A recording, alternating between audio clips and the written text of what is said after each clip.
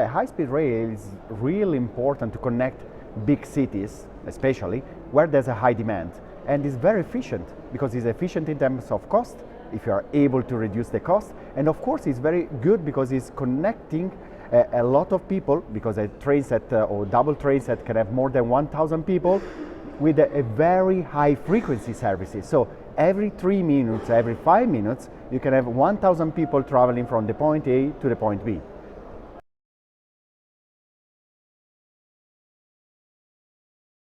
So, of course, constructing new high-speed line is not easy, but what we saw in the last years, there's a strong increase in terms of kilometers. In the last 15, 20 years, there's a huge numbers of new kilometers, especially driven by China. But what we saw that also is not easy in terms of financing, but what is important is to try to have a good construction from one side, from the infrastructure manager, and then how to use the network. We have to improve the numbers of trains that they are using that network. So when we think about asset management, it's very important when you make big investment as a government that finally on that line you can have a lot of train running there. So finally, if there's a lot of train, you can have an access charge that is paid, and thanks to the access charge and thanks to the fact that you have a lot of train, finally you will have higher revenue also for the infrastructure manager.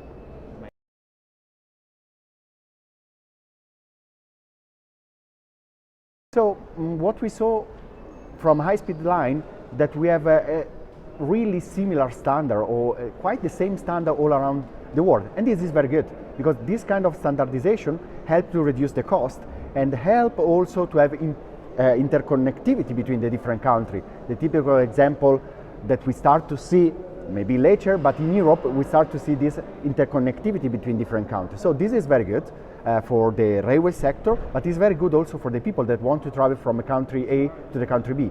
We saw that there's many countries that are making international connection. They are thinking to do that. Think about Kuala Lumpur, Singapore, that it was a project that probably will be resumed by the government.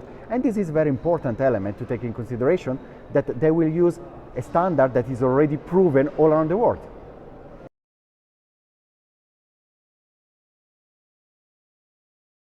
The impact of high-speed rail on the economy is very important, not only when you construct, of course, the infrastructure, in terms there's an impact for the construction works, but especially when it's finished and you are able to connect in the short time communities and region.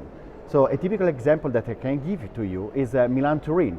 To live in Milan is very expensive, and Turin is 150 kilometers away, 100 miles more or less from Milan, and the train is 45 minutes. So you have a high-speed connection, you can live in Turin and go into Milan for work without any problem in 45 minutes, and thanks to the competition that we have on that line, probably the cost of that ticket on average is around 5-10 euro. So it's affordable, of course, for the consumer and for the people and for the economies, because we are developing different areas.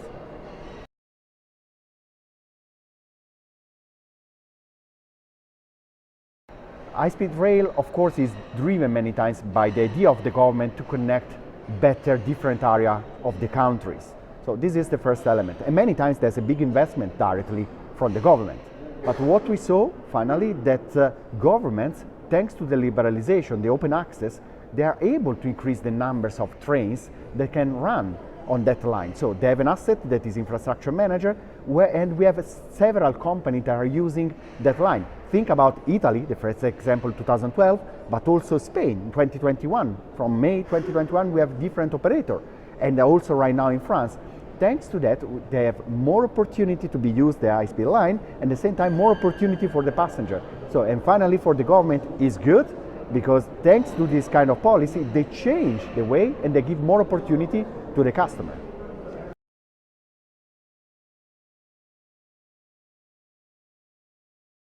High-speed line and train in general are very good for the environment in comparison with other transport modes.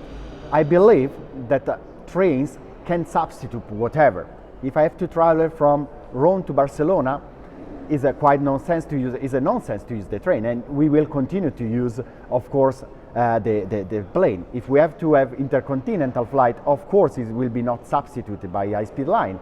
But where we have high-speed line and where we develop, especially until 1,000 kilometers normally, we can see that we are able to be competitive with the high-speed line and to substitute other transport modes. So what we saw, for example, in Italy, that where we have high-speed line and is well managed, of course the plane lose a lot of part of the market, and this is the first point.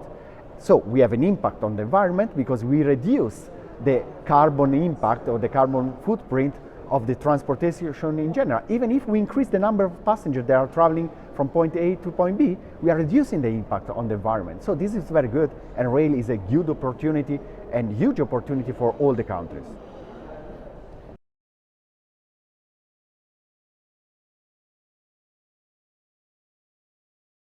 Intermodality is a key element that we continue to develop. Maybe in the past it was not so developed, but right now what we saw, that intermodality between different modes is very important. And what is the role of high-speed line and high-speed rail? High-speed rail is the backbone, because it's where you have a lot of demand. High-speed rail works very well where you have a high-density city. And this is the backbone of this structure. But then, it's not just to go from the point A to the point B in the main cities, but you need the connection to different catchment area that could be large. And you need different transport mode, intermodality that could work. Or think also the high-speed line can connect the airports to have intercontinental then flight that travel to New York, to Singapore, or whatever. So we have to work more on that. There's a huge opportunity on that, but we are going this direction, then this good.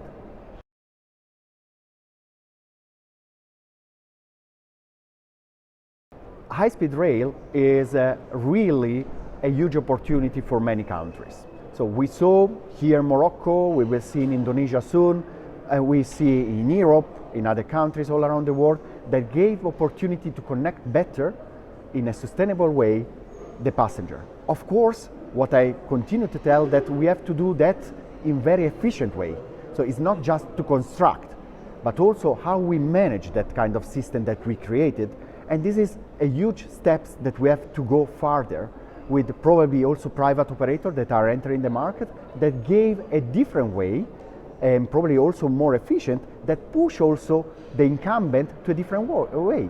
So what we saw, for example, in Italy, that thanks to the competition, Trenitalia was able then to go in other markets. So here is a huge congress and a huge opportunity to share all this experience. And this is the added value that is fantastic, because here we have people from all over the world and we can learn from the best experience from a part of the world to the other part of the world.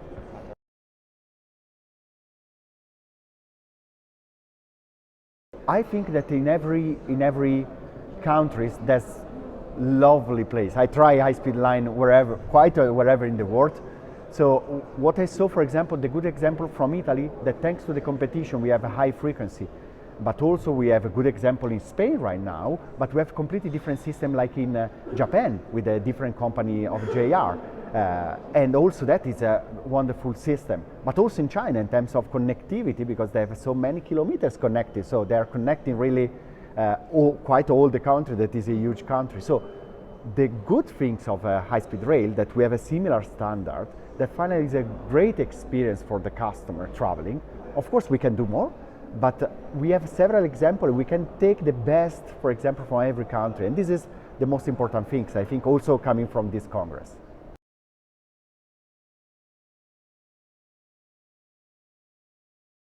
I use every week many times the high-speed railway, especially between Milan to Rome or Madrid to Barcelona. So one of the elements, of course, is the price that has to be taken in consideration when you are a traveler, but also the services. So it's very important that on board of the train you are able to work. So it's a value, added value of the train, high-speed rail, that is impressive. I took the train 6 in the morning in Milan, arrived at 9, but I start to work at 6 on board of the train. I work 3 hours with the free Wi-Fi.